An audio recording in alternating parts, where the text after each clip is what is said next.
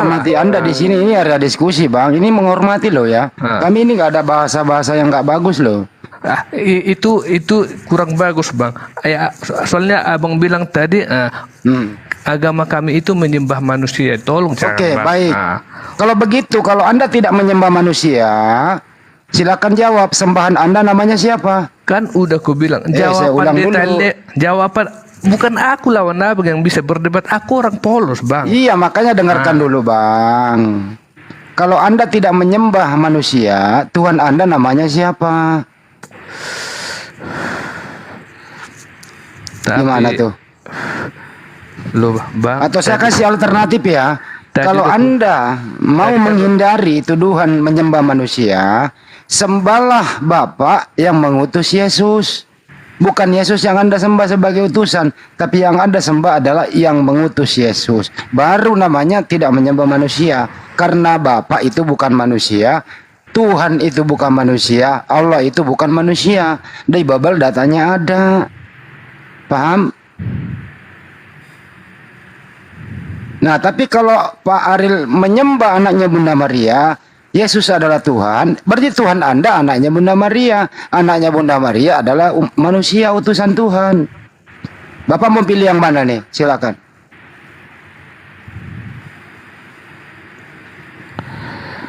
Bang. Apa, Bang? Untuk berdebat aku tidak mau dan aku kalah. Oke, aku cuman mengingatkan aja, Bang, cuman mengingatkan saling beragama, toleransi, menghormati, Bang. Itu aja ya, Bang. Aku enggak minta berdebat, itu aja, simple, Bang. Justru ini kami toleransi, Bang. Kami kan diskusi santai aja, Bang. Jangan framing, Bang. Kita ini toleransi loh, Bang. Jangan framing, Bang. Kita toleransi. Toleransi itu nggak ada yang bisa ke gereja sekarang ini. Justru kami di ajaran Islam, Bang. Bagimu agamamu, bagi kami agama kami. Kami tidak akan pernah mengganggu agama Abang, apapun itu. Tapi kalau ini area diskusi, Abang kan ada di sini untuk diskusi gitu loh. Gitu loh, Bang. Bukan kami ingin mendiskriminasi Anda, bukan kami ingin menjustifikasi apalagi menghukum atau semacamnya begitu. Ini area diskusi saja. Kami ingin di sini, terutama Bang Juma, yang lain-lain, Pak Desugi itu ingin membuka cakrawala berpikir Anda yang jernih gitu loh. Di sini diskusi nggak pakai iman, tapi pakai ilmu dan data. Nah, kalau datanya mendukung, mari kita bicara. Tapi kalau datanya tidak ada, Anda berbicara, itu artinya iman yang berbicara gitu. Iman nggak bisa diukur, Bang. Gitu loh, iman masing-masing aja. Itulah toleransi. Tapi kalau diskusi, toleransinya itu memang ada. Tapi tidak boleh toleransi kalau Abang hanya bicara, tidak berdasarkan data. Kira-kira begitu, Bang, ya. Gimana, Bang? Gimana, Pak Ariel? Sudah angkat bendera. Kalau enggak gini, Bang, ya. Tunggu dulu, Ariel, ayo mualaf biar sadar, astaga naga Tuhan. Apa? Sampai kapanpun agamaku kupegang, Bang Avenger. Iya, Bang, silakan Abang agama Kristen sampai kapanpun. Kami nggak maksa Abang loh, Bang. Tapi bisakah akal sehat dipakai sedikit gitu, Bang? Bahwa jangan menyalahkan siapapun yang mengatakan Tuhan Anda itu Yesus, Yesus itu anak orang. Jangan salahkan argumentasi begitu, karena ini data faktanya ada. Gitu loh, Bang. Kenapa? Anak orang kok dituhanin. Yang jelas adalah anaknya Bunda Maria itu namanya Yesus. Tuhan Anda namanya Yesus. Yesus adalah manusia. Jadi jangan salahkan siapapun kalau mengatakan Tuhan Anda manusia yang namanya Yesus. Terus kedua, Yesus itu, Abang, ya, itu kuburannya kosong. Dia terangkat sama badan-badannya semuanya, terangkat dia ke surga. Sekarang Yesus di surga menurut data di Bible Anda itu, dia masih berbentuk manusia, Bang. Masih anaknya Bunda Maria yang Anda tuhankan itu. Tangannya bolong. Kurang lebih begitu, Bang, ya. Apalagi ya daerah-daerah tangannya dan seterusnya itu, Bang. Di pahanya juga dan di jubahnya tertulis Raja segala raja gitu loh. Jadi kalau ada yang mengatakan Tuhan Anda manusia, jangan marah. Karena faktanya memang kuburannya nggak ada di muka bumi. Dia berbentuk manusia terangkat ke surga, menjadi Tuhan, sebagaimana yang dijelaskan tadi Bang Juma, Roma 14:9, mati kemudian menjadi Tuhan. Gitu loh Bang. Setuju ya Pak Aril? Setuju bang. 7 kali 7 49. Gini aja bang, Ya gimana Bang? apapun ya bang yang abang jelaskan, aku tetap memegang agamaku bang. Ya nggak apa-apa itu urusan bang. Dan kayak yang ku bilang tadi abangku semua dan kakak-kakakku semua, kalau berdebat itu saling menghargai aja. Iman buta. Iya. Terserah ibu mau iman buta, terserah ibu. Kita oke? menghormati Terserah abang ibu. loh Pak Aril. Terserah ibu. Menghargai loh Bang. Bukan iman buta kayaknya. Terserah ibu mau iman buta. Oke bu.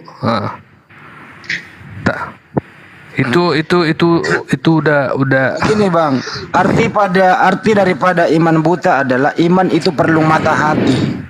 Ya, bagaimana cara iman ini melihat dengan dengerin dulu Bang. Iman Pak kami Aril. tidak buta bang. Iman kami tidak Ya buta dengerin bang. dulu, saya jelaskan. Beriman itu perlu mata hati untuk melihat. Bagaimana mata hati untuk melihat? Dibantulah oleh mata kita untuk membaca kitab suci itu. Setelah membaca kitab suci itu, diolah oleh akal, diimani oleh hati. Artinya iman ini harus melihat dengan bantuan mata hati, dibantu dengan mata telanjang, membaca, direfleksikan dengan otak, baru diimani. Itu baru namanya iman melihat. Kalau iman seperti Anda ini benar, itu iman tidak melihat alias tidak melihat, artinya BUTA itu tadi Bang. Itu loh maksudnya. Karena iman Anda menuhankan Yesus, yang Anda tuhankan manusia. Yesus yang manusia ini tidak pernah mengklaim dirinya Tuhan. Apakah ini bukan iman buta Bang? Nah, kecuali Anda mengatakan Yesus itu utusan Tuhan. Nah, itu namanya iman benar, karena Yesus mengklaim dirinya memang dia utusan Tuhan. Gitu loh Bang. Mudah-mudahan paham sampai sini. Ini bukan memponis, ini hanya diskusi. Kira-kira begitu Bang. Ya Bang. Oke bang. Oke ya Bang ya. Oke, tapi Oke bang. izin bang ya, jangan lagi Tes dibilang 1 2 3. Dengar nggak sih Jangan- suaraku nih? jangan lagi Kedengeran. jangan Oh, lagi ya dibilang udah. Kirain nggak ada suaranya. jangan lagi dibilang iman kami iman buta bang ya, Tadi kakak. udah saya jelaskan Bang. Gini bang, kita akan berhenti mengatakan iman Anda iman buta kalau Anda bisa menunjukkan dalil. Kan Kalau tadi tidak ada kan- dalilnya ya iman buta namanya bang. Tadi kan udah ku bilang lawan orang abang-abangku yang terhormat, bukan aku berdebat bang. Aku cuman mengatakan aja bang, kita sesama beragama saling toleransi menghargai bang, itu aja bang. Gini bang, Tidak untuk berdebat. Bentar bang, saya di sebelah baru saja diskusi dengan pastor dari Malaysia ya. Itu ya sama, pertanyaan nggak bisa nggak bisa menunjukkan mana dalil gitu. Jadi selama 14 tahun atau 15 tahun ini saya dan Bang Juma itu mempunyai satu pertanyaan ya, di mana dalilnya Yesus itu mengajarkan dirinya Tuhan. Sampai sekarang belum ada yang bisa jawab bang. Apakah semua Kristen begitu? Iya Bang. Aduh Abang. Parah Bang. Di Yohanes 13:13 Bang. Guru dan Tuhan itu Bang. Yesus berkata Bang, yang menuhankan dia Bang, dia nggak kenal gitu loh. Penyalah daripada aku. Nah, kamu sekalian pembuat kejahatan. Matius 7 21 sampai 23 Bang. Iya, itu Bang. Masya Allah, hujan. Dikatakan Matius Yesus 7 itu. 21 dan 23 Hujan Bang. koin. Yesus berkata tuh Bang, menuhankan dia, hanyalah kau. Pergi kau, kalau sekalian pembuat kejahatan. Nah itu jelas Bang. Yesus menyembah, Yohanes 4:22. Apalagi Bang? Bukan Tuhan Yesus tuh, utusan, Yohanes 17 nomor 3. Ya kan Bang? Jelas itu sebenarnya. Gitu loh Bang. Gimana Bang? Sehat Bang. Sehat Bang? Masih sehat bang, masih sehat. Bang, kalau ya kira-kira Yesus mengklaim dirinya utusan, abang percaya atau tidak, Bang? Percaya bang. Percaya. Baik. Yesus Kalau ngaku hamba? kalau Yesus Anda ngaku hamba, Anda percaya bang? kalau Anda percaya Yesus utusan, kenapa Anda percaya juga Yesus Tuhan, Bang? Bisa nggak utusan menjadi Tuhan atau Tuhan menjadi utusan? Bisa nggak, Bang? Orang abang-abang nggak ngerti. Akan udah aku bilang bang, aku bukan lawan-lawan yang sebanding untuk berdebat bang. Aku Udah, hanya Bang, orang cerita awam. aja biar diganti yang lain Hanya bang. Kristen biasa.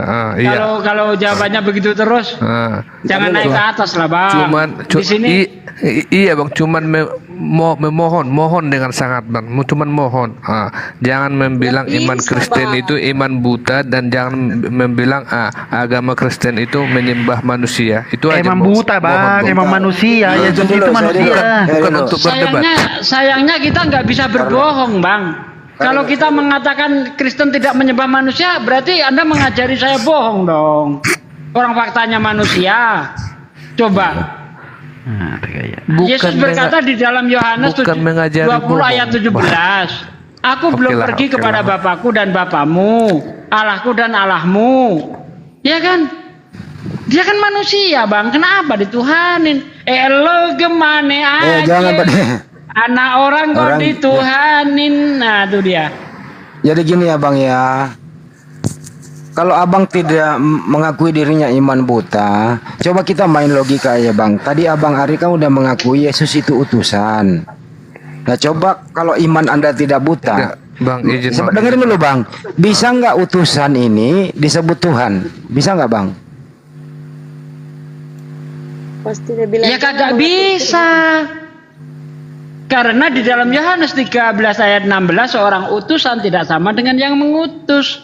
Seorang hamba tidak lebih tinggi dari tuannya. Yesus hamba, Bang. Oke bang, oke lah. Lanjutlah bang. Aku izin turun. Oke, Bang. Aku juga menghargai profesiku. Oke bang, oke. Oke. Ya maaf ya Pak Aril ya, kami nggak memvonis Anda, kita menghakimi Anda, tapi kita diskusi. Lain kali ya janganlah diskusi tanpa data gitu ya. Waduh. Udah diakui bahwa Yesus itu utusan, bisa nggak utusan disebut juga Tuhan? Ya nggak bisa, Bang.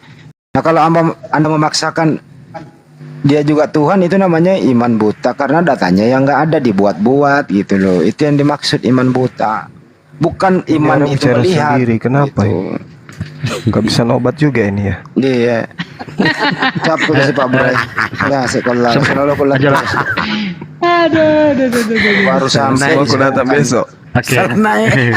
Itu gara-gara Bang Andi minum antimo 2 tapi nggak bisa tidur. Nah, akhirnya Sebentar, apa? Ustadz Nggak Sugi, mau, izin. Ya izin. Ya. Mbak Nur, Kristen apa Katolik Mbak? Assalamualaikum. Waalaikumsalam warahmatullahi wabarakatuh. Mana Mbak? Apa yang mau disampaikan Mbak? Banyak yang mau naik soalnya. Aku Muslim ya. Iya terus? Ada yang mau nggak apa-apa, nggak ada yang mau ditanyakan mungkin. Salam mungkin ke. Iya. Nah, silakan. Dendre Pak Tolim ya main Dendre. Wah sengi. Aku kan teman Ya, Kristen Dem, ya, Bang. Cuma aku punya teman Kristen kan. Kenapa Mbak? Terus punya teman Kristen, dia punya teman Kristen. Iya, aku punya teman Kristen. Mereka Temannya kenapa? menganggap tuh mereka di kepercayaan mereka itu percayanya Allah itu Yesus itu sendiri. Ya, oneness, Salah, Mbak. Yesus only. Wah, itu bidat itu, Mbak. Kata Kristen sendiri itu bidat itu, oneness itu. Oneng. Pemahaman mereka tuh seperti itu. Iya. Biarkan Ada saja. yang seperti itu, ada yang enggak. Hah? Ada yang seperti itu, ada yang enggak. Yang Iya, pemahaman tapi bahwa Yesus, bentar. Ada yang kalau yang mengatakan Yesus itu Allah itu sendiri, itu namanya oneness.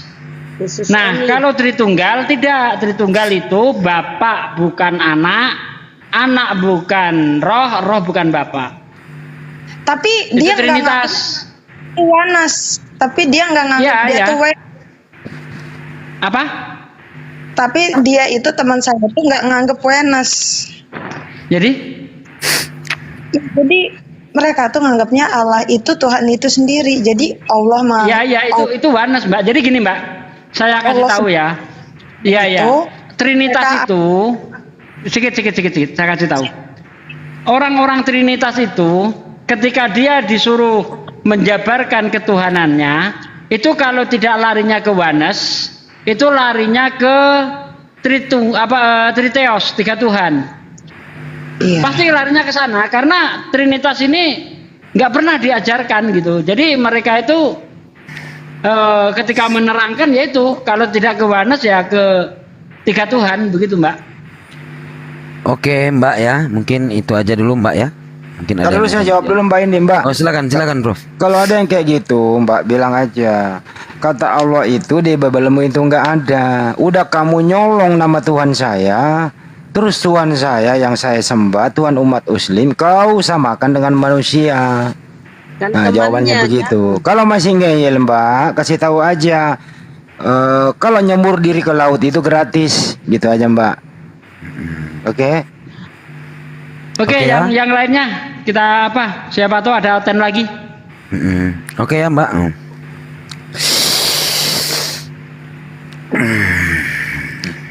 Masih mau kau datang besok? Cuma kok datang besok. Ini datang lagi. Islam apa Kristen? Santai aja langsung di. Salam dulu dong. Selamat malam kalau Kristen, assalamualaikum kalau Muslim, gitu. Shalom. Kristen berarti. Silakan. Iya.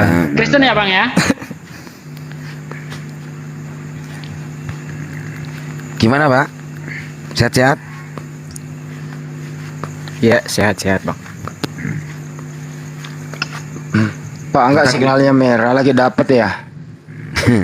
Jadi gimana Pak? Udah simak diskusi tadi Pak? Mulai dari Bang Aril aja sih tadi sedikit ya. Oke silakan.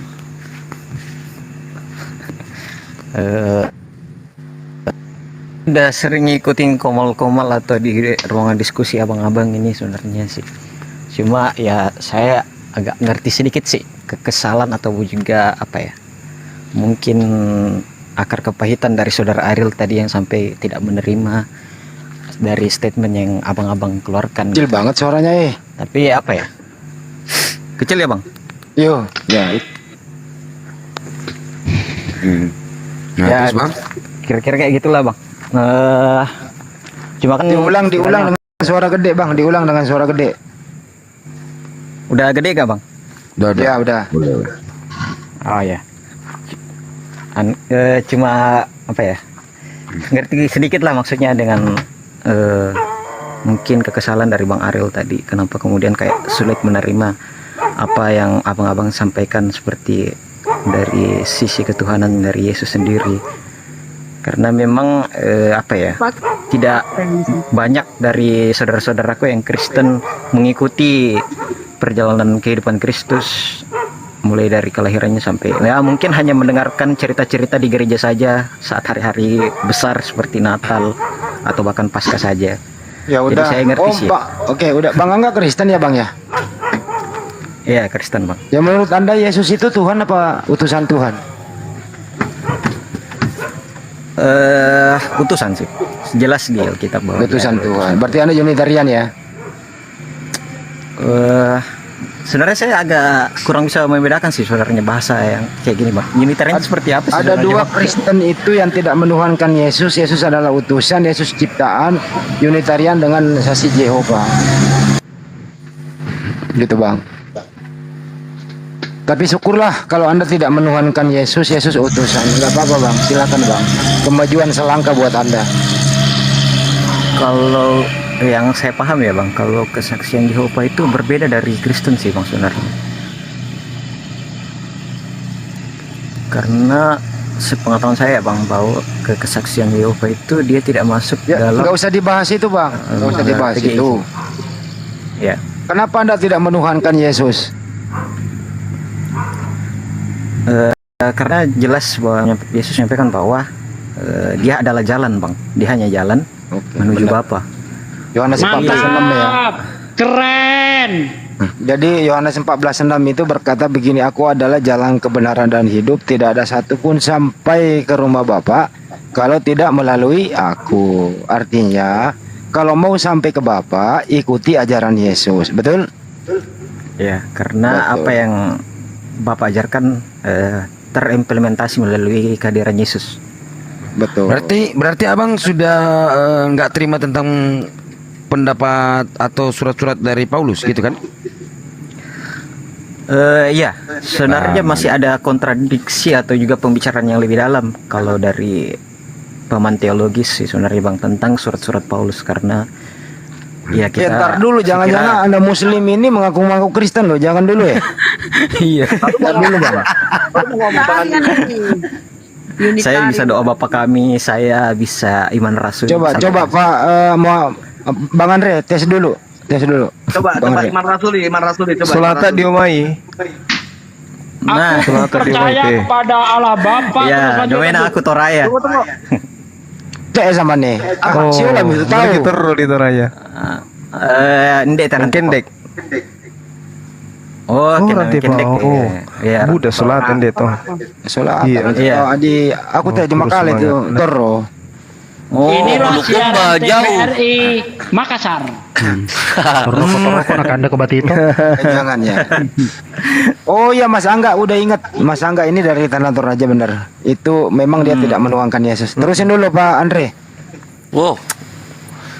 Dekat Macimahi itu. Iya. Nah, Iman Iya, Rasuli. kurus semangat solaku. Bang aku Angga. percaya kepada Bapa, Allah yang Maha Kuasa, Halik langit dan bumi, dan aku percaya kepada Yesus Kristus. Oh ini gilirannya Bang Juma nih yang kalau tunggal begini. Tuhan Allah kita, dan kepada Yesus Kristus anaknya yang tunggal, yang lahir daripada Maria, kandung dari Kudus, dari anak Baru Maria, nangis. yang menderita di bawah Pontius Pilatus, maaf pilek Bang, disalibkan, mati dan dikuburkan, turun ke dalam kerajaan maut, pada bangkit pada hari yang ketiga, duduk di antara orang mati, naik ke surga, duduk di sebelah kanan Allah Bapa, naik ke surga. Sorry Bang, batuk Bang. Gak apa-apa. Aku Kristen kok Bang, bukan bukan kawi-kawian lah. Ya cuman aneh aja gitu loh kok. Ini benar-benar kayak apa ya? Ini- Apa nih? Bedanya ini salib. Mau cari aman kah? Tanya itu. Siapa yang disalib? Hanya siapa yang disalib pasti. Jangan dulu ke sana, konsep ketuhanan dulu Rama. Ini dulu. Tunggu, sebelum lanjut lagi Angga, aku tadi sempat agak ini yang tadi yang nanya ibu-ibu. Itu kalau yang bilang Yesus adalah sama dengan Allah itu Allahnya itu di sana digelar. Itu temennya ibu itu menistakan Allah, menistakan Tuhan kita loh. Allah itu nama loh. Dibilang sama itu maksudnya gelar dia. Jadi ibu hati-hati nanti kalau ketemu lagi sama teman marahin dia. Gitu. Allah itu bukan gelar, nama itu. Gituin. Tadi udah saya marah Bagus. gitu. Sip. Lanjut. Ya. Ya, Mana tahu justru dia konten. Bisa jadi. Jual-jual orang. banyak Bisa perdebatan sudah soal itu sih Bang. Cuma apa ya, kami di Toraja kan memelihara toleransi ya Bang. Jadi kami terbuka open mind terhadap diskusi-diskusi kayak gini sih Bang. Mau kita berdebat soal kebenaran kan kembali ke diri masing-masing sih Bang. Tapi untuk kebaikan kita harus sejalan lah istilahnya kayak gitu. Karena kalau memperdebatkan ketuhanan dari Yesus Iya, sendiri, iya, saya setuju. kira tidak ada yang belum pernah berinteraksi langsung dengan Yesus. Kita mau bilang apa ya? Intinya jangan fanatik lah. Kita harus open mind, terbuka Iya, sama hal-hal tapi yang kalau kayak gini. Anda berpikir bahwa Yesus itu bukan Tuhan itu Anda sudah menyangkal ajaran gereja. Kira-kira gimana? Ya Bang. Cilen lagi. Iya, kalau seandainya Anda tadi menganggap bahwa Yesus itu bukan Tuhan, adalah utusan, namanya kalau Anda masih Kristen, namanya Anda itu masih udah menyangkal ajaran gereja. Perspektif teologis dalam gereja Toraja itu ya Bang, saya jelaskan sedikit bahwa Allah atau Bapa hidup di dalam diri Kristus. Jadi saat kita menyebutkan nama Yesus, ya tidak secara langsung kita bahwa memuliakan nama Bapa. Sebenarnya seperti itu sih. Itu perspektif teologis kami. Apa Anda tidak mendapatkan teguran dari pendeta kalau Anda tidak menuhankan Yesus? Itu dia. Saat Kayaknya ini Bang di Hadi banyak gereja gangguan nih. di gereja Toraja sekarang itu, di Toraja itu sudah jarang kami menggunakan kata Tuhan Yesus. Kami lebih sering menyebut Yesus sebagai sahabat, saudara terdekat, karena menurut kami bahwa Jangan. hubungan antara saudara lebih dekat, dan kami sama-sama anak dari Bapa yang ada di sorga. begitu. Ini Bang Angga ini bukannya yang pernah ngomong kalau pemuda-pemuda Kristen di Toraja ini sudah mulai Iya. mempertanyakan ketuhanan Yesus ya? Iya. Ya benar bang, kita Oh iya iya, ramai ingat, diskusi ingat, kayak ya. gitu. Dulu dia anak ini kuliah di Makassar toh. Iya bang. Iya. Udah Jangan yang pernah ketemu saya ini bang, bukan? Di mana tuh bang? Di Bolangi. Belum pernah bang, belum pernah ketemu Sun. Oh iya oke. Iya. Jadi pada prinsipnya saudara tidak mengakui Yesus itu Tuhan. Betul? Hanya mempertanyakan saja, selama belum ada hal yang bisa meyakinkan, memberi maksudnya apa ya bang? Mau Saya diyakinin takut di sini nggak? Takut berstatement juga saya bang, karena istilahnya kami masih mencari begitu. Kami tidak mau mengeluarkan statement karena kami masih mencari gitu. Kalau saya ya, ada beberapa pola yang saya jadikan materi dalam diskusi offline dengan teman-teman yang alhamdulillah sebagian besar mereka itu menjadi mu'alaf, yaitu kesaksian Yesus tentang dirinya sendiri. Kan tidak ada kesaksian yang lebih tinggi dan lebih dekat kepada kebenaran terhadap siapa diri Yesus itu berdasarkan kesaksian selain daripada kesaksian Yesus terhadap dirinya sendiri. Anda setuju enggak di situ? Aku adalah aku menurut Yesus. Kan gitu ya? Bukan aku menurut orang lain. Gitu. Setuju enggak Anda di sini? Ya sih bang. Oke, Yesus mengatakan di dalam Yohanes 5 nomor 36 bahwa ada kesaksianku yang lebih penting dari kesaksian Yohanes, bahwa segala pekerjaan yang aku lakukan, pekerjaan itulah yang bersaksi tentang aku bahwa Bapa yang telah mengutus aku. Berarti sejauh pemikiran kita menalar dan pandangan kita memandang terkait Yesus, di mana olahan daripada pandangan dan pemikiran kita itu sub materinya adalah Bible dan kisi-kisinya adalah pernyataan Yesus, maka kalau connect dengan akal sehat kita, maka kita harus mengakui Yesus menurut Yesus adalah utusan Tuhan. Dan ini hanya ada di dalam ajaran agama Islam, kan gitu poinnya. Karena kenapa? Mustahil Yesus itu Tuhan. Pertama, di dalam Yohanes 5 nomor 26, di situ terang sekali dikatakan, sebab sama seperti Bapa mempunyai hidup dalam dirinya sendiri, demikian juga diberikannya anak mempunyai hidup dalam dirinya sendiri. Di sini ada dua pribadi yang hidup masing-masing di dalam kehidupannya masing-masing dengan skala prioritas terhadap apa yang mereka miliki masing-masing. Cuman satu hal yang perlu diperhatikan dan menjadi konsentrasi kita sebagai orang yang beragama dan mencari kebenaran, Yesus ini diberikan kehidupan. Dalam bahasa Yunani disebut didome. Jadi dia adalah unsur yang menerima hayat kehidupan dari sumber. Kan gitu poinnya.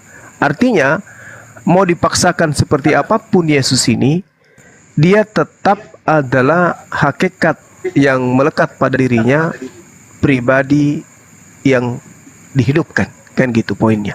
Segala sesuatu yang diberikan hidup pasti bukan Tuhan, tetapi adalah makhluk ciptaan. Makhluk ciptaan Tuhanlah yang mensifati diberikan kehidupan supaya bisa hidup. Ketika kehidupan itu diambil, maka dia akan mati. Artinya makhluk itu adalah tempatnya dihidupkan dan dimatikan dan dihidupkan kembali. Yesus mensifati ini, berarti dia bukan Tuhan. Itu pertama. Kedua, di dalam kitab saudara sendiri dikatakan di dalam Yohanes 1 Yohanes 2 nomor 3 ya kalau nggak salah ya. Saya lupa dalilnya karena saya sudah mengantuk ini sebenarnya. Di situ dikatakan bahwasanya sorry ya, Yohanes berapa ya? 2 Yohanes 3. Anak-anakku yang terkasih, Di situ dikatakan bahwasanya waktu ini sudah saatnya kita akan melihat Yesus dalam keadaannya yang sebenarnya. Jadi kita akan sama seperti Yesus, yaitu bahwasanya seperti apa dalilnya lupa saya. Teman-teman boleh bantu saya. Apa itu Pak Jemaat? Coba saja. Kita akan melihat Yesus dalam keadaan yang sebenarnya, gitu Bang Handi. 1 Yohanes 1 Yohanes. Ayo ngebut-ngebutan sama aku. Ya. Dalilnya saya lupa. Saya error. Dia 1 Yohanes 3 1 sampai 24. Gimana Bang? 1 Yohanes 3 1 sampai 24. Oke. Nah, di situ sangat jelas dikatakan bahwasanya kita akan melihat Yesus dalam keadaan yang sebenarnya, gitu ya. Intinya di situ dalilnya. Ya, saudara-saudaraku yang kekasih, sekarang kita adalah anak-anak Tuhan, tetapi belum nyata apa keadaan kita kelak. Akan tetapi kita tahu bahwa apabila Yesus menyatakan dirinya, kita akan menjadi sama seperti Dia, sebab kita akan melihat Dia dalam keadaan yang sebenarnya. Berarti dalam keadaan yang sebenarnya, Yesus itu sebenarnya sama seperti kita. Nah, kalau kita ini Tuhan, berarti Yesus juga Tuhan. Kalau Yesus ini adalah Tuhan, maka kita juga Tuhan. Kalau kita adalah manusia, maka Yesus juga manusia. Menurut dalil ini, saudara-saudaraku yang kekasih, sekarang kita adalah anak-anak Tuhan. Tetapi belum nyata apa keadaan kita kelak. Akan tetapi kita tahu bahwa apabila Kristus Yesus menyatakan dirinya, kita akan menjadi sama seperti Yesus, sebab kita akan melihat Yesus dalam keadaan yang sebenarnya. Pola keimanan saudara sebenarnya berdasarkan 1 Yohanes 3 nomor 2 ini itu sudah benar. Bahwa Anda, menurut pemahaman Anda, hitungan Anda sebagai seorang Kristen itu sudah benar itu. Sorry ya. Oke. Ya, boleh. Kenapa benar? Sedikit lagi. Karena Anda sudah merasa bersaudara dengan Yesus. Artinya bahwasanya Yesus dalam keadaan yang sebenarnya itu adalah manusia, sama seperti saudara saya Angga. Artinya pada porsi 1 Yohanes 3 nomor 2 ini Anda sudah benar. Nah, permasalahannya sekarang adalah ketika Yesus mengatakan Dia akan mengirim Roh Penghibur. Ini. Jadi ada kondisi di mana Yesus memang mengajarkan dirinya sebagai utusan Tuhan. Tetapi setelah Dia terangkat, ada Roh Penghibur yang datang. Roh Penghibur itulah yang akan mengajarkan segala sesuatu. Nah, ternyata kalau kita melihat dari pengakuan Paulus di dalam Kisah Para Rasul 9, yang datang kepada dia itu bukan Roh Kudus, bukan Roh Penghibur, tapi Yesus. Siapakah engkau Tuhan? Siapakah engkau Tuhan? Berarti Paulus ini mencoba untuk menyelisih pernyataan Yesus, bahwa Yesus akan datang kedua kalinya di akhir zaman. Ternyata Yesus datang kedua kalinya kepada Paulus. Itu yang pertama. Kedua, Yesus mengatakan adalah benar jika aku pergi, sebab kalau aku tidak pergi, Roh Penghibur itu tidak datang. Maka Yesus pergi. Sejatinya setelah Yesus terangkat ke langit atau ke surga, maka yang datang setelahnya itu adalah Roh Penghibur, bukan Yesus. Nah, pertanyaannya, Roh Penghibur itu sekarang di mana? Kalau di Kristen, tidak mungkin. Karena yang datang kepada penulis-penulis Bible atau penulis-penulis kitab kanonik dan surah-surah Paulus itu adalah diceritakan Yesus. Sementara yang datang setelah Yesus adalah roh penolong lain, Roh Penghibur. Nah, sedangkan Roh Penghibur ini tidak berkata-kata dari dirinya sendiri. Nah, sedangkan penulis-penulis Bible itu menuliskan narasi-narasi mereka itu bebas. Tidak seperti Yesus, aku tidak berkata-kata dari diriku sendiri. Tapi kalau penulis Bible, ya menulis sesuai dengan apa yang mereka narasikan. Nah, saya kira itu saudara, PR saudara sekarang adalah mencari penghibur itu siapa penghibur ini. Karena penghibur ini ketika dia datang, kata Yesus dalam Yohanes, ya, dia katakan bahwa ketika ia datang, dia akan memuliakan aku. Jadi bukan menghinakan, bukan menistakan, bukan merendahkan. Sedangkan ketika Paulus datang, dia mengatakan Yesus itu mati terkutuk.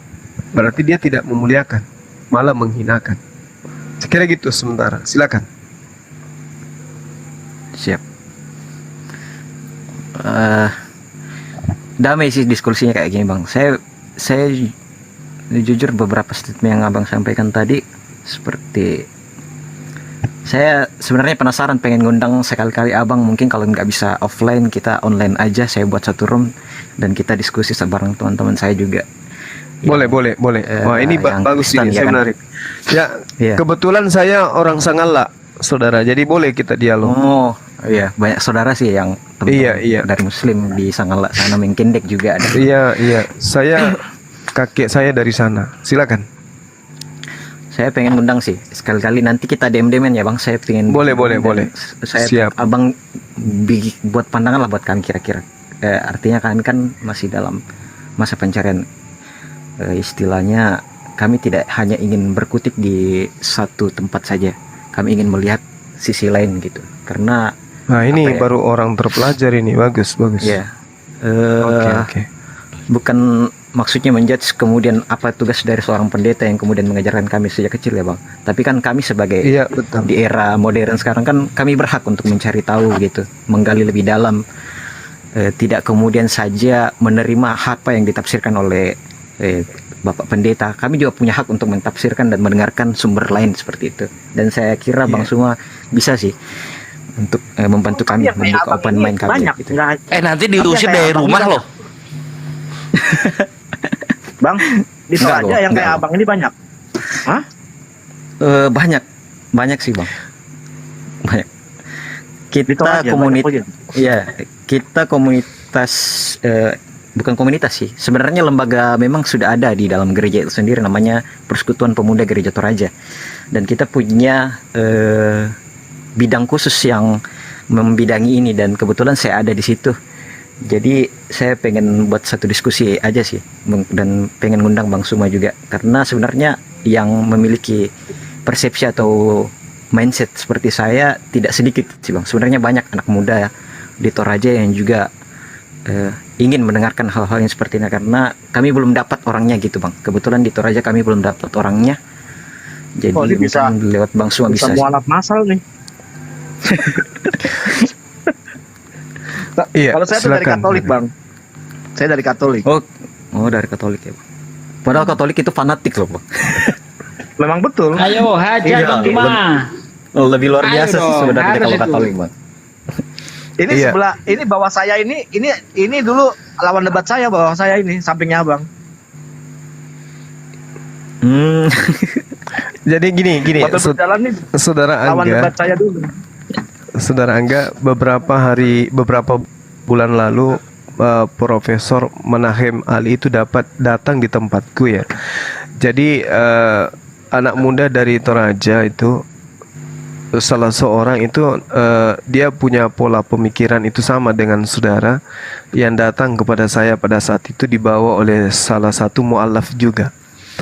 Dia juga menginginkan dialog itu dibangun dengan saya, tapi sampai sekarang belum ada realisasi. Nah, cuman perlu saya katakan bahwa saya punya adik angkat, ini betul-betul adik angkat orang Toraja, dia dari Kesatuan. Alhamdulillah dia sudah mu'alaf juga. Jadi dia dari pihak, dia polisi ya, dia sudah mu'alaf, dan sampai hari ini kami intens komunikasi. Beliau dari keluarga aparat, bapaknya juga aparat, tapi beliau sendiri yang baru mu'alaf, tapi mencoba untuk menggali lebih jauh tentang Islam. Jadi gini Bung, ada satu kata, ada satu kalimat yang menarik yang kita kaji di dalam pengakuan Yesus itu, yang juga biasa saya diskusikan kepada teman-teman Kristen. Ada dari Departemen Agama juga saya biasa berdebat, yang pernah memberikan saya Injil, Bible. Itu sampai sekarang kita masih komunikasi tanya jawab tentang hal seperti ini. Jadi gini, di dalam kitab saudara Matius ya, di Matius 15, di situ pengakuan dari Yesus mengatakan, aku diutus hanya kepada domba yang hilang dari Bani Israel.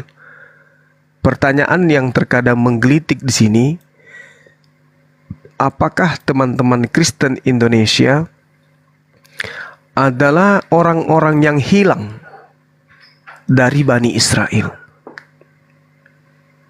Nah, itu yang terkadang menjadi pertanyaan yang banyak membuat teman-teman kita itu menjadi meninggalkan agamanya. Karena Yesus yang berkata di situ, aku diutus hanya kepada domba-domba yang hilang.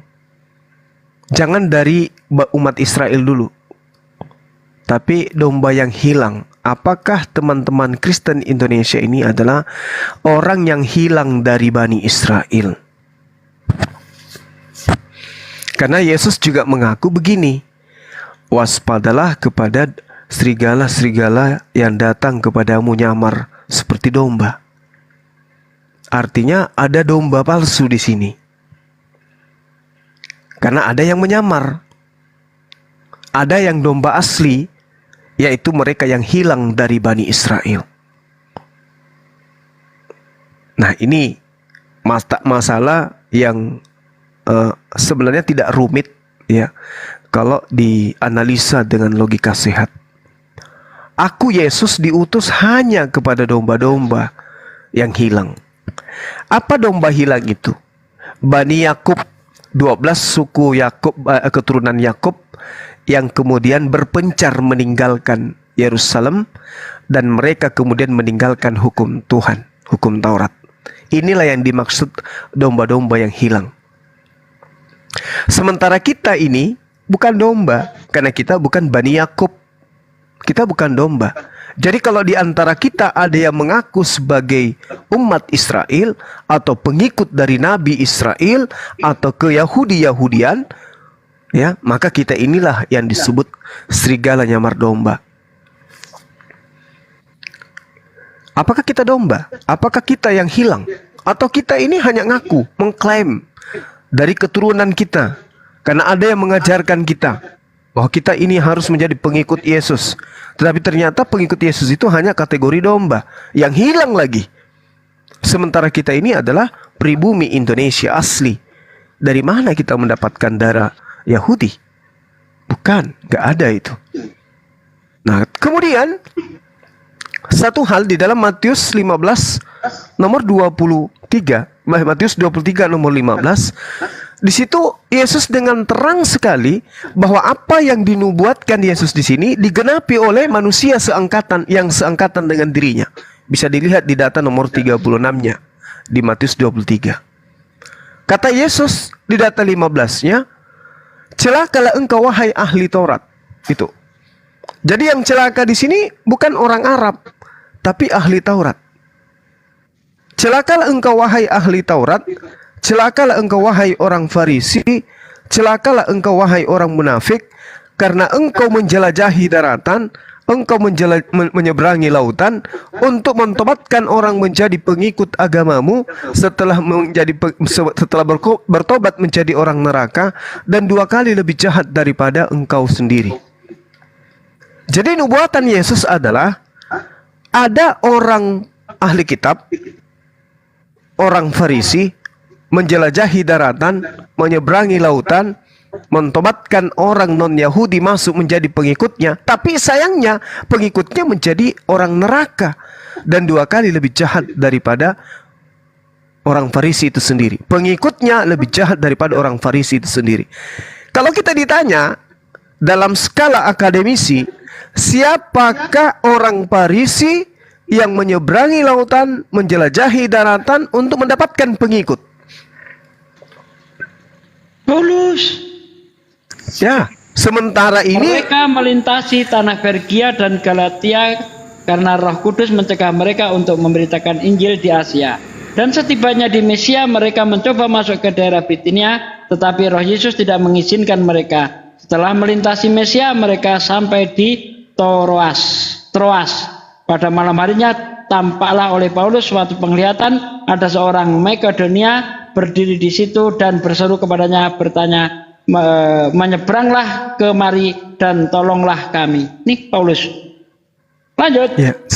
Sementara ini kita jujur, ini bukan masalah kalah atau menang atau keliru atau sesat, bukan. Ini edukasi.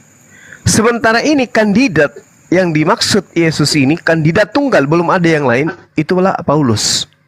Kandidat tunggal. Karena belum ada orang Farisi di luar Yahudi yang kemudian selain Paulus yang kemudian mendirikan agama. Hanya Paulus yang punya pengikut di Antioquia di Kisah Para Rasul 11. Di situ pertama kali pengikut Paulus disebut sebagai Kristen. Dan juga di dalam Kisah Para Rasul 24 nomor 5, Paulus disebut sebagai tokoh dari sekte Nasrani. Gitu. Nah, kita uraikan. 1 menit, kita uraikan. Ketika dikatakan celakalah engkau wahai ahli Taurat. Di dalam Filipi 3 nomor 6 sampai nomor 7, Paulus itu mengaku sebagai ahli Taurat yang tidak bercacat. Sempurna dia dalam menjalankan hukum Taurat menurut pengakuan beliau. Lalu dikatakan, celakalah engkau wahai orang Farisi. Di dalam Kisah Para Rasul 23 nomor 6, mulut Paulus sendiri mengaku bahwa aku adalah orang Farisi. Begitu juga dalam Filipi 3 nomor 5, aku adalah orang Farisi. Dua kategori dipenuhi oleh Paulus. Kemudian dikatakan, celakalah engkau wahai orang munafik. Paulus kepada orang Roma dia mengaku Roma, kepada orang Yunani ngaku Yunani, kepada orang Yahudi dia ngaku orang Yahudi. Munafik dia. Begitu juga dalam 1 Korintus 9 nomor 20 sampai nomor 21.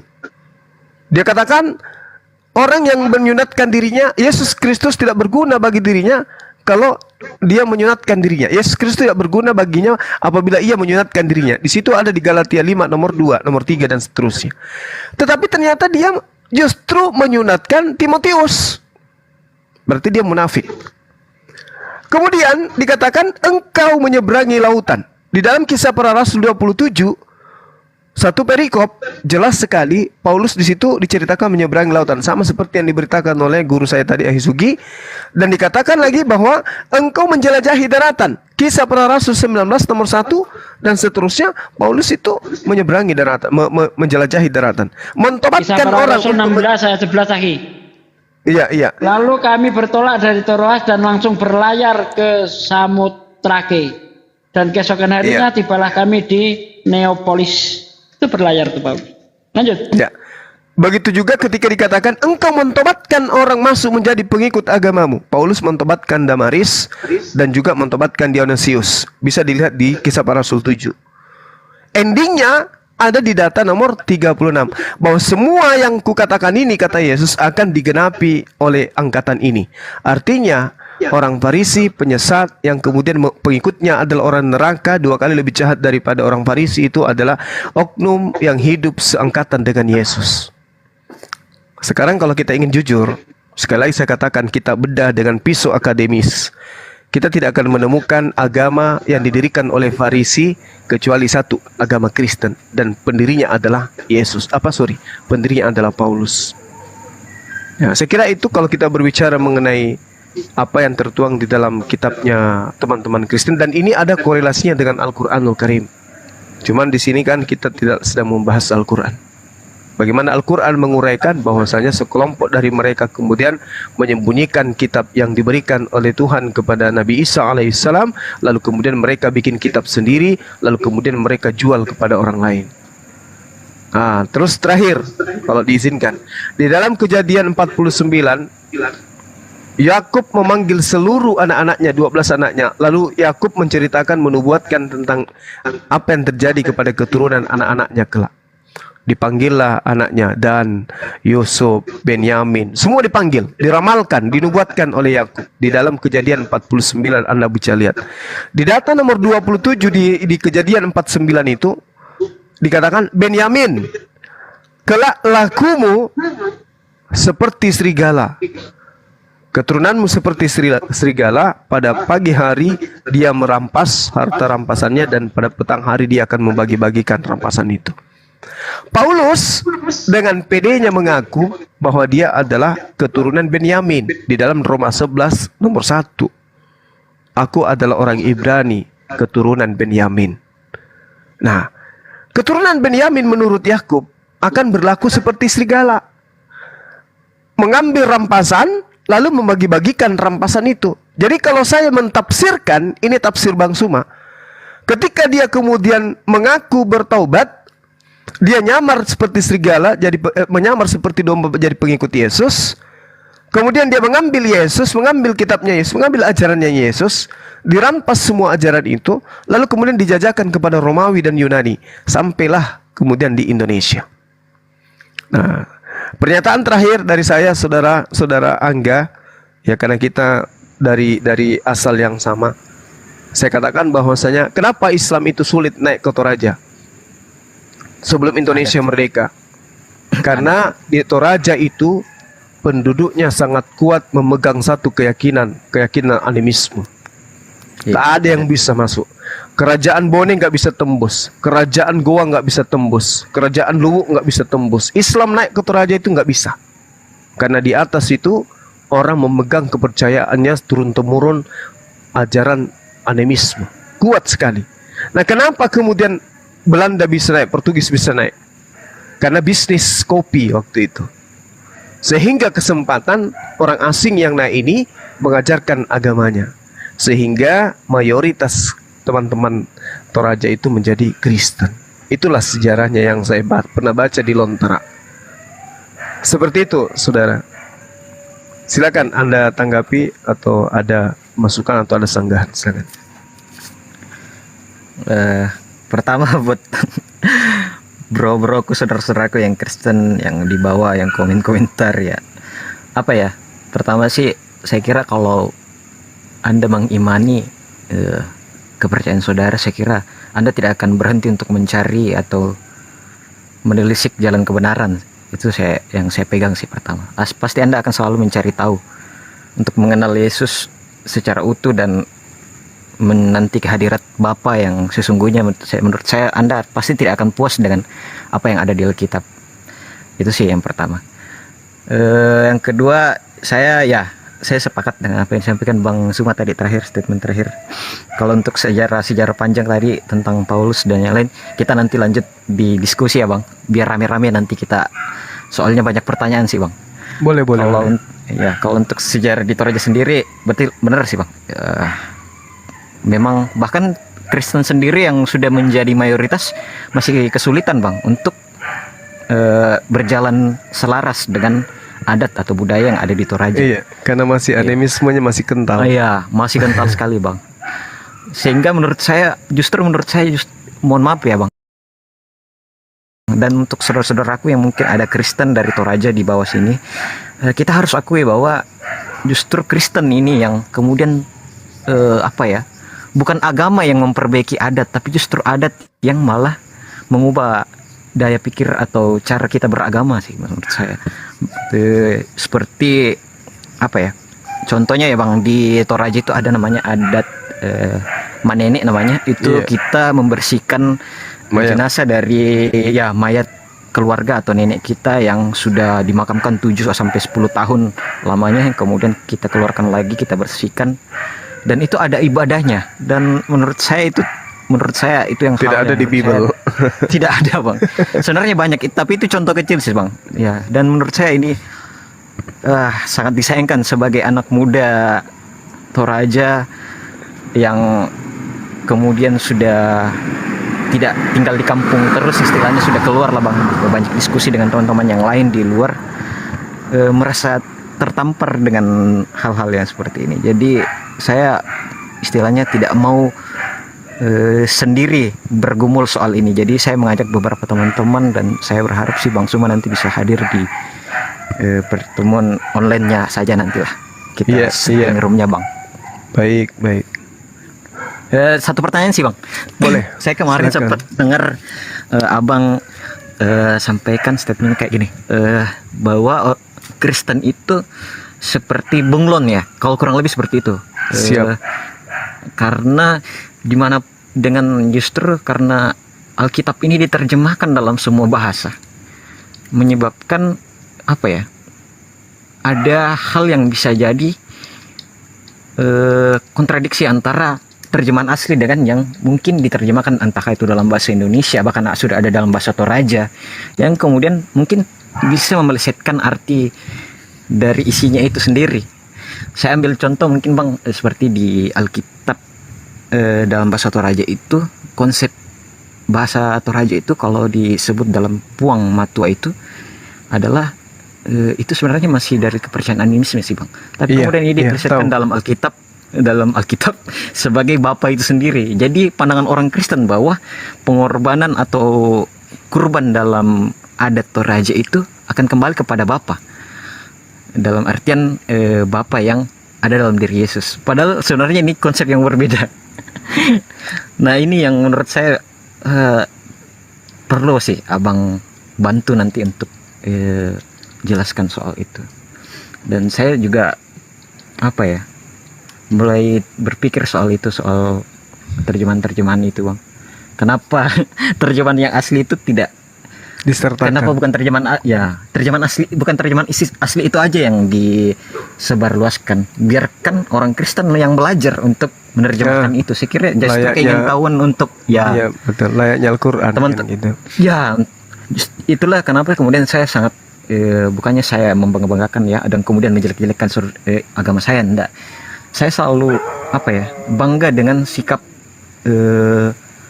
apa ya, ketekunan dari teman-teman yang Muslim dari segi apa ya, seperti menolak LGBT seperti itu, yang kemudian saya justru malu di beberapa gereja di Eropa yang sekarang justru memberkati yang mereka yang sesama jenis. Saya harus akui itu. Tapi dari teman-teman yang Muslim justru memperjuangkan itu. Dan jelas itu dilarang oleh Alkitab. Tapi ya entahlah. Inilah ya penyimpangan-penyimpangan yang terjadi membuat kami berpikir kembali soal kebenaran yang ada di Alkitab itu sih Bang. Iya, oke, baik. Saya tanggapi boleh ya? Saya tambahkan ya. Silakan Bang. Jadi gini, saudaraku ya. Kalau kita melihat dari aspek perintah yang ada di dalam Bible dan aspek pengakuan kan gitu ya.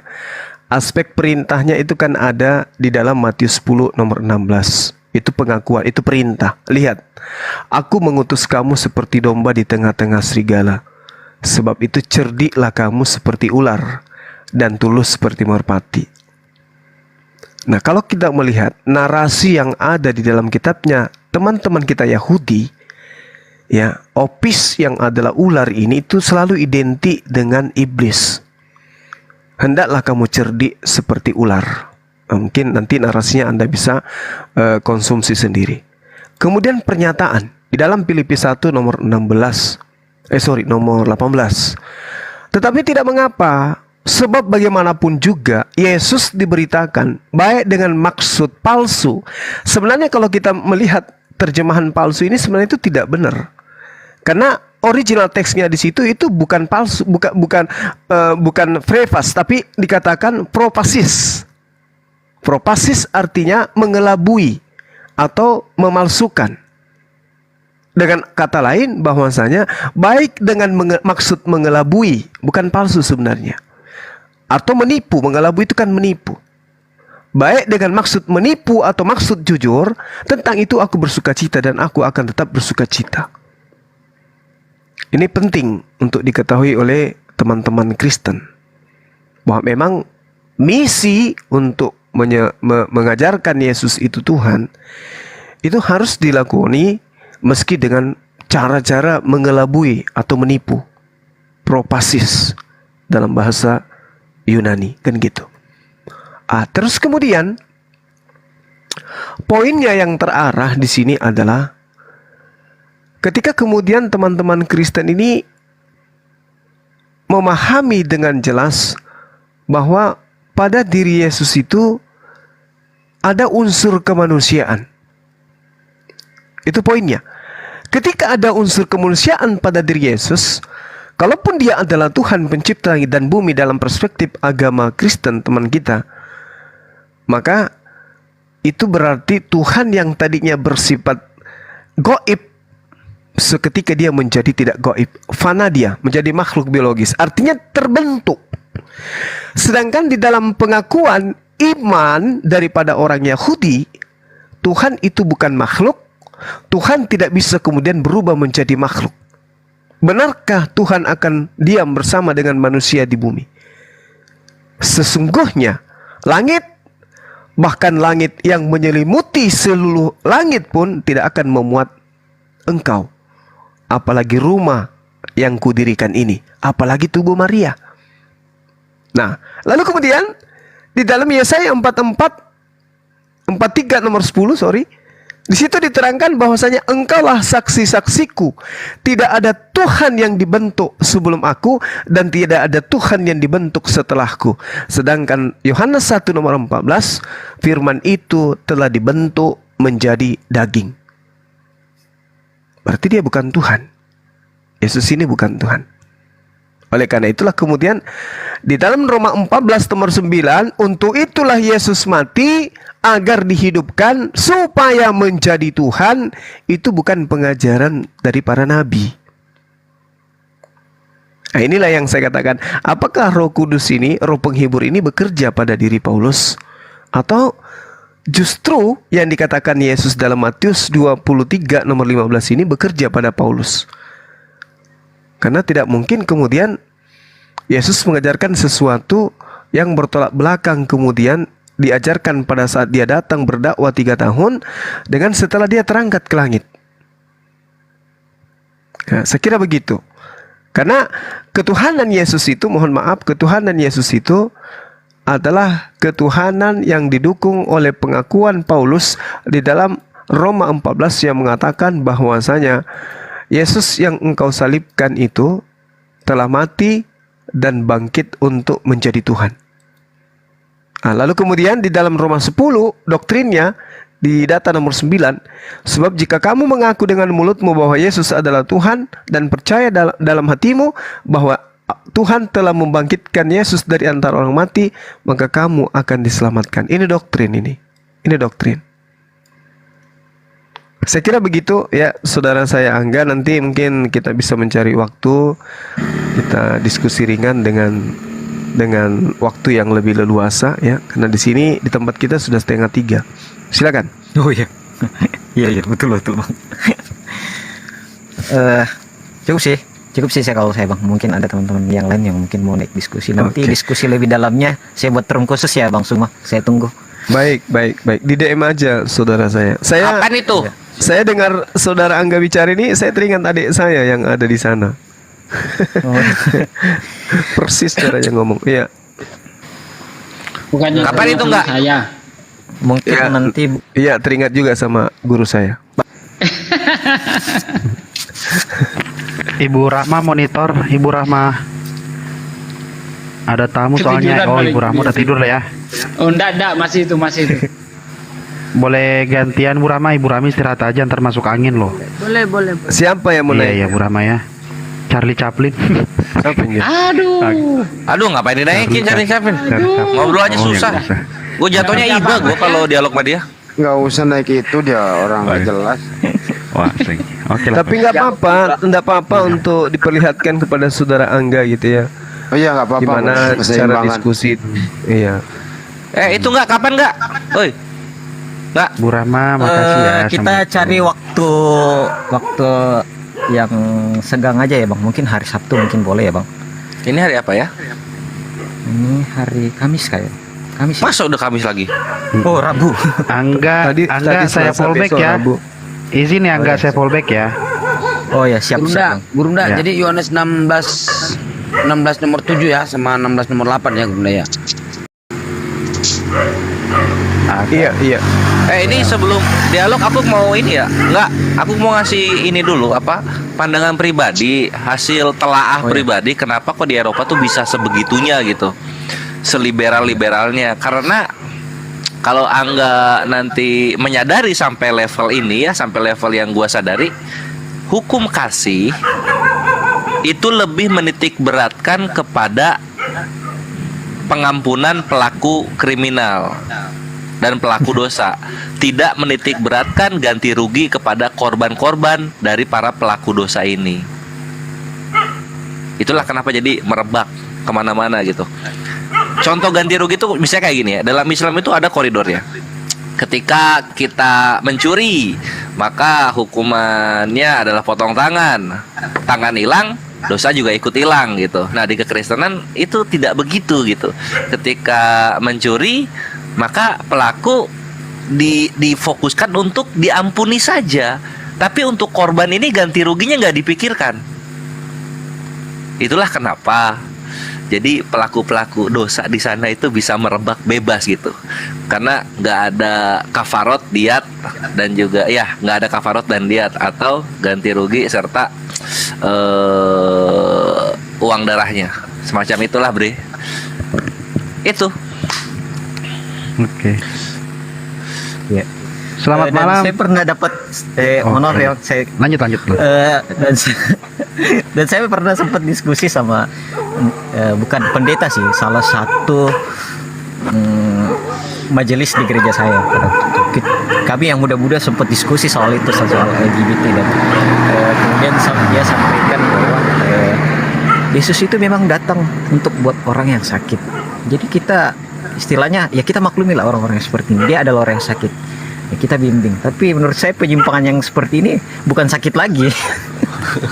Tapi menurut saya sudah kematian buat iman, karena hal yang dasar soal laki-laki dan perempuan saja kita sudah tidak terima, apalagi soal penciptaan Allah tentang laki-laki dan perempuan, apalagi soal iman-iman yang lain gitu ya. Dan Iya. memang Kalau di Islam itu ya enggak ya? Kalau di Iya. Islam itu ya ada yang kayak gitu. Nih misalnya hukum syariat ditegakkan nih, ada yang kayak gitu. Itu dilempar dari gedung itu. Nah, seminimal-minimalnya karena tidak ada hukum syariat ditegakkan, seminimal-minimalnya dibuang dari desa, dibuang dari komunitas Islam, dibuang dari jemaat, dijauhkan gitu. Makanya Islam tuh keras banget. Karena apa ya? Itu dia Bang. Nah, itu dah. Ngerti kan ya?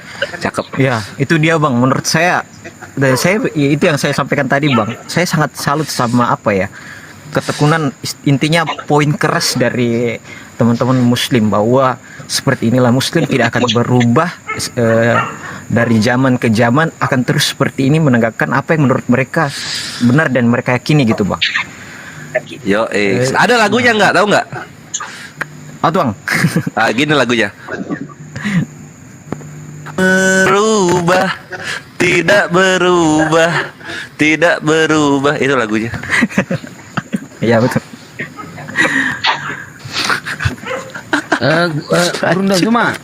Gurunda, itu di Yohanes 6, Saya paman. Yohanes 16 nomor 7, namun benar yang kukatakan ini kepadamu adalah lebih berguna jika itu kan poinnya di sini, jikalau aku tidak pergi, penghibur itu tidak akan datang kepadamu kan.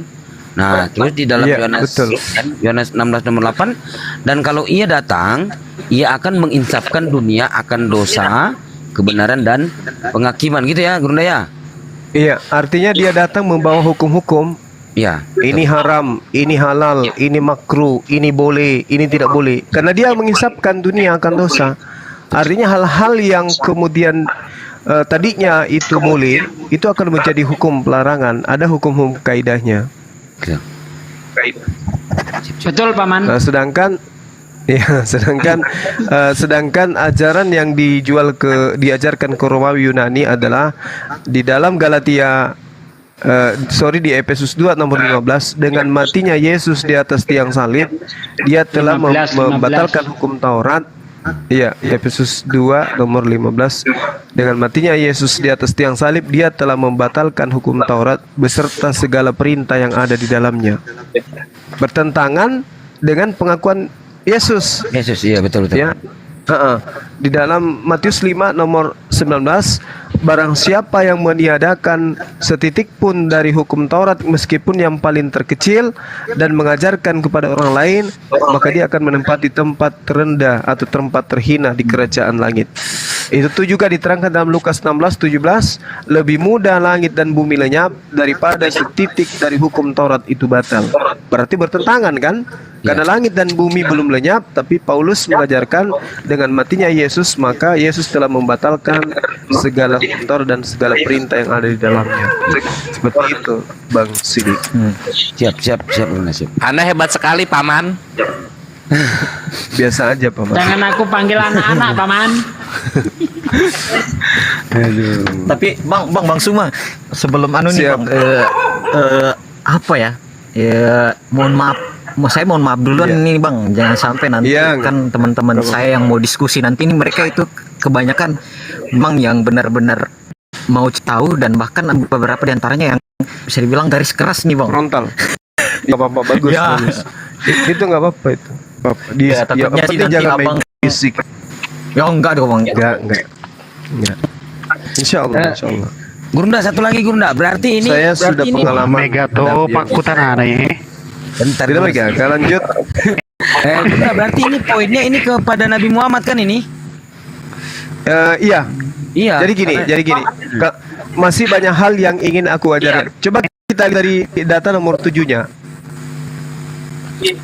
Iya. Tafsiran kita ya, tafsir kita ya. Ini tidak mutlak absolut bahwa itu adalah Rasulullah. Ini tafsiran gitu, tafsiran. Ya. Tafsiran internal Islam ya terhadap kaidah yang ada dalam kitabnya. Nomor 7-nya kan jelas tuh.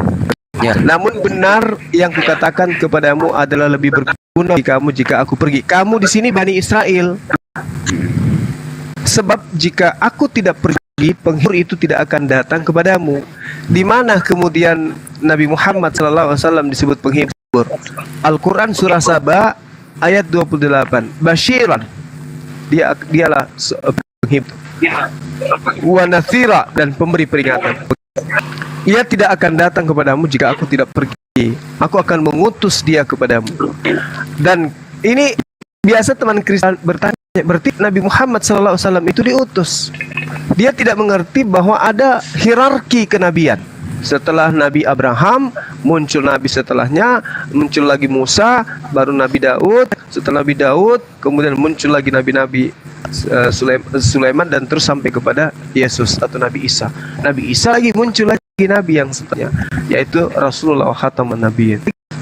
Nah, artinya kalau seorang gubernur minta kepada presiden untuk mengutus dokter agar dikirim ke kabupaten, maka ketika gubernur minta ke presiden agar presiden mengirimkan dokter ahli hama misalnya untuk kirim ke kabupaten, dia ACC oleh presiden, gubernur boleh mengatakan aku mengutus kepada kabupaten seorang dokter, padahal tadinya dia minta kepada presiden. Sama, aku akan minta kepada Bapak, adalah lebih baik jika aku pergi, sebab penghibur itu akan datang. Itu diterangkan di Yohanes 14 nomor 16, aku akan minta kepada Bapak seorang penolong lain.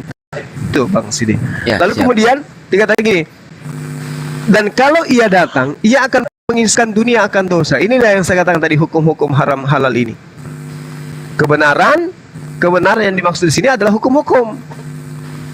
Kemudian penghakiman ini hasil pada kebenaran itu. Jadi seluruh perbuatan diupah dengan perbuatan itu sendiri. Itulah penghakiman akan dosa, karena mereka tetap tidak percaya kepadaku. Bani Israel tidak percaya kepada Yesus, bahwa dia itu adalah Nabi utusan Tuhan, Mesias. Akan tetapi kebenaran kebenaran karena aku pergi kepada Bapa dan kamu tidak melihat aku lagi. Tidak melihat aku lagi. Jadi yang datang setelah Yesus angkat ke langit itu bukan Yesus. Yesus nanti datang kedua kalinya akhir zaman. Akan penghakiman karena penguasa dunia ini telah dihukum. Masih banyak hal yang harus kukatakan kepadamu, tetapi sekarang kamu belum dapat menanggungnya. Di banyak ajaran yang Yesus sebenarnya ingin ajarkan kepada Bani Israel, tapi Bani Israel pada masa itu belum sanggup untuk menanggungnya. Ajaran apakah itu yang kira-kira ketika diletakkan di masa kedatangan? Ajaran manakah di antara Islam Kristen ketika kedua ajaran ini diletakkan di pundak Bani Israel pada abad pertama yang tidak bisa ditanggung? Yang tidak bisa ditanggung oleh Bani Israel adalah ajaran Islam kah atau ajaran Kristen? Kalau ajaran Kristen adalah kasihi Tuhanmu, kasihi musuhmu. Apakah tidak bisa ditanggung oleh orang Yahudi? Bisa. Tapi Yesus mengatakan masih banyak hal yang harus kukatakan kepadamu yang kamu dapat menanggungnya. Berarti ajaran yang belum bisa ditanggung ini adalah ajaran yang berat. Apa yang berat itu di Islam? Apa yang berat di Kristen? Kalau di Kristen, kalau di Islam, naik haji. Apakah haji sudah bisa digerakkan pada abad pertama? Belum bisa. Apalagi sholat 5 kali sehari wajib hukumnya. Apakah bisa? Nggak bisa. Dan banyak lagi hukum Islam yang kalau diterapkan abad pertama oleh orang Yahudi mereka tentu. Sedangkan 10 hukum saja mereka tidak sanggup, apalagi Al-Quran itu nggak sanggup. Tapi kalau di ajaran Kristen, Galatia 5 nomor 1, dengan matinya Yesus kita telah dibebaskan dari hukum dan dimerdekakan dari penghambaan. Gampang itu dianut oleh orang Yahudi, karena orang Yahudi memang berdasarkan pengakuan Paulus di dalam Matius 23 nomor 1, nomor 2, 3, janganlah engkau mengikuti ahli Taurat dan orang-orang Farisi, mereka telah menduduki Musa, mereka mengajarkan orang melakukan hukum Taurat tapi mereka tidak mempraktekkan. Seperti itu, Bang Sidi. Yap. Ada lagi sebelum saya turunkan? Sudah jelas. Oke, pegangan. Masya Allah ya, jelas entar. Lu baru tahu ayat itu? Poinnya Nah, aja sih. ini lagi data selanjutnya Bang Sidi, kalau belum ada teman yang ingin berikan masukan. Data 12-nya, tetapi apabila ia datang yaitu roh kebenaran, ia akan memimpin kamu ke dalam seluruh kebenaran. Sebab ia tidak akan berkata-kata dari dirinya sendiri. Berarti bukan Tuhan yang datang setelah Yesus. Kenapa? Karena hakikat yang datang setelah Yesus itu adalah pribadi yang tidak berkata-kata dari dirinya sendiri, tetapi salah sesuatu yang didengarkannya itulah yang dia katakan. Ia akan memberitakan kepada hal-hal yang akan datang. Artinya isi dari pengajaran roh penghibur ini adalah isi dari hal-hal yang akan diungkapkan oleh ilmu pengetahuan. Paham tidak di situ? Jadi roh kebenaran akan memimpin kamu dalam seluruh kebenaran. Dia tidak akan berkata-kata dari dirinya sendiri. Makanya ketika dia datang roh kebenaran ini, dia tidak memperkenalkan diri. Namaku adalah Jibril, aku tinggal di desa ini, usia saya sekian. Dia tidak perkenalkan diri. Karena apa yang diperintahkan itu diucapkan. Apa yang diperintahkan itu yang diucapkan. Nah, kita lihat coba di dalam kitabnya teman Kristen. Mohon ini. Kitab kanonik misalnya, termasuk Yohanes. Apalagi surah Paulus. Semua narasi-narasi yang ada di sana, bab pertama, bab kedua, bab ketiga sampai itu narasi pengarang. Sementara Roh Kudus itu menurut Yesus dia akan memimpin kamu ke dalam seluruh kebenaran, sebab dia tidak akan berkata-kata dari dirinya sendiri. Berarti yang dikatakan ini dari firman Tuhan. Nah, sekarang kalau kita tanyakan surah-surah Paulus, apa surah Paulus dari kata pertama sampai kitab terakhir itu semuanya firman Tuhan? Apakah surah-surah Paulus 14 kitab ini firman Tuhan? Bukan. Apakah Lukas menuliskan firman Tuhan? Tidak. Lukas menulis berdasarkan hasil penyelidikan. Sementara roh penolong ketika dia datang, roh penghibur ketika datang, ia tidak akan berkata-kata dari dirinya sendiri, tetapi segala sesuatu yang didengarnya itulah ia akannya, dan ia memberitakan kepada hal-hal yang akan datang. Artinya apa yang terdapat di dalam sebuah kitab semuanya bisa diungkap oleh ilmu sains dan teknologi, karena dia akan memberitakan kepadamu hal-hal yang akan datang. Bagaimana Al-Quran menguraikan tentang ilmu pengetahuan, kedokteran, misalnya embrio, apalagi penyakit mata, penyakit kelamin, apalagi semua telah diberitakan dalam Al-Qur'an Karim. Bagaimana dengan kitab saudara-saudara kita? Lalu yang paling pokok kemudian adalah di data nomor 14 ya Bang Sidi. Ya. Dia akan memuliakan aku. Nah, coba tunjukkan satu data di dalam Al-Quran maupun hadits yang menghujat, menghina, menista, merendahkan, melecehkan Yesus. Ada nggak? Ada nggak Roh Kudus yang disebut dalam surah An-Nahl? Qul nazalahu Ruh Kudus adalah sesungguhnya yang datang padamu wahai Nabi Muhammad adalah Roh Kudus yang datang memberitakan Al-Quran kepadamu. Itu di An-Nahl ayat 102. Nah, dia ketika datang Roh Kudus yang datang ini akan memuliakan aku. Coba, dia akan memuliakan Yesus. Di Al-Quran, semua ayat-ayat yang berkaitan dengan Yesus atau Isa pasti dimuliakan. Contoh, di dalam surat Maryam ayat 14. Aku adalah Roh Kudus, wahai Maryam, datang kepadamu untuk memberitakan tentang lahirnya seorang anak yang suci, terkemuka di dunia, di akhirat. Lalu apa lagi? Fattaqullaha fi'un. Takutlah kepada Allah dan taatlah kepadaku. Banyak data-data dalam Al-Quran ketika berbicara mengenai Nabi Isa, kayak hanya memuliakan Nabi Isa, atau memuliakan Nabi atau Rasul yang datang kepada Bani Israel yang lahir tanpa ayah. Tapi kalau kita balik agama teman Kristen, mohon maaf ini, hujatan, hinaan, direndahkan, pokoknya segala macam cerita buruk ada di sana. Contoh, ibunya sebelum mengandung dia sudah dikatakan bertunangan. Itu sudah pelecehan itu. Pelecehan. Karena kenapa pelecehan? Karena di situ mau diceraikan, padahal dia masih status tunangan. Yusuf mau menceraikan tunangan dia. Mana mungkin seorang tunangan diceraikan kalau tidak apa-apa, kan itu pelecehan.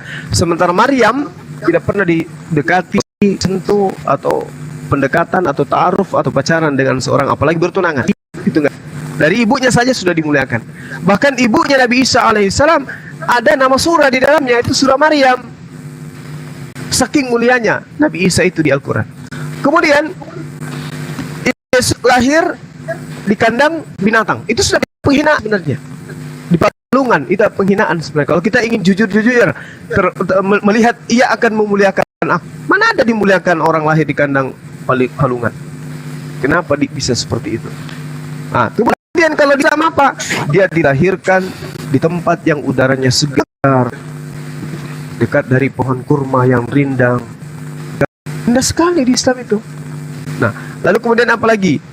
Dia terangkat, diselamatkan ke langit. Kalau di tempatnya teman kita, dia mati. Cara matinya pun mengenaskan. Pertama ditangkap, habis itu diludahi mukanya, habis itu diseret, habis itu ditampar, habis itu ditombak, habis itu aduh, pokoknya na'udzubillah summa na'udzubillah. Katakan apa? Terkutuklah orang mati atas tiang salib. Siapa yang dimaksud ini? Yesus mati terkutuk, kata beliau. Kata kitab Kristen. Nah, adalah sesuatu yang sangat bertentangan. Ya, kenapa bertentangan dengan kitabnya itu, kitab Kristen itu sendiri? Jadi kita bisa membuktikan bahwa yang disalib itu bukan Nabi Isa alaihissalam atau bukan Yesus anak Maria, tapi oknum lain yang kemudian menggantikan posisi beliau. Ya, seperti itu. Kalau kita mau mengupas lagi itu sabar. Saya kasih turun, sabar. Kalau kita ingin mengupas lagi seperti yang saya narasikan tadi di Yohanes 6 itu, ternyata Yesus mengatakan, aku yang memilih engkau yang ke-12 ini, tapi salah satu di antara kalian adalah iblis. Ternyata iblis yang dimaksud di sini adalah Yudas. Yudaslah yang menghadiahkan kemudian Yesus kepada tentara Romawi, sehingga iblis berhasil membisiki Yudas untuk berkhianat. Kemudian pengkhianatan Yudas terhadap Yesus membuahkan penangkapan terhadap Yesus. Hasil dari penangkapan terhadap Yesus, Yesusnya dibunuh. Hasil dari Yesus dibunuh, dia mati. Setelah mati dia dikubur. Setelah dikubur pada hari ketiga dia bangkit. Setelah dia bangkit menjadi Tuhan berdasarkan Roma 14 nomor 9. Setelah dia menjadi itu, diajarkan ke Romawi. Romawi bergerak ke Eropa sampai ke Belanda. Belanda masuk ke Indonesia. Di Indonesia menuhankan Tuhan yang tadinya bangkit pada hari kita.